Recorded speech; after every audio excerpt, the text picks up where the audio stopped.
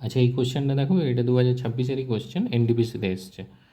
এখানে বলা হচ্ছে যে এ আর বি আছে, ঠিক আছে। এ আর বি এর যে এজের রেশিও সেটা তোমাকে বলেছে 4:5, ঠিক আছে। তাহলে তুমি ধরে নাও যে এর এজটা হচ্ছে 4x আর বি এর এজটা হচ্ছে 5x। এরপর তুমি কন্ডিশনে যাও, বলেছে 8 বছর পর এর যে এজটা সেটা 32 হবে, 32 বছর হবে।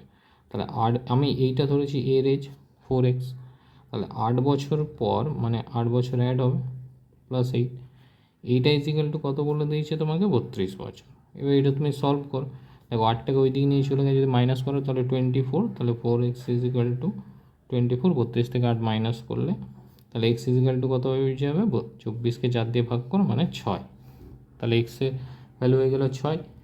এবার তোমাকে কী বলেছে যে বি এর প্রেজেন্ট এজ কত। আচ্ছা, বি এর প্রেজেন্ট এজ ধরেছি আমরা কোনটা, 5x, তাহলে 5 × 6 করে দাও, তাহলে বি এর প্রেজেন্ট হয়ে গেল 5 × 6, দ্যাট ইজ 30 ইয়ার্স।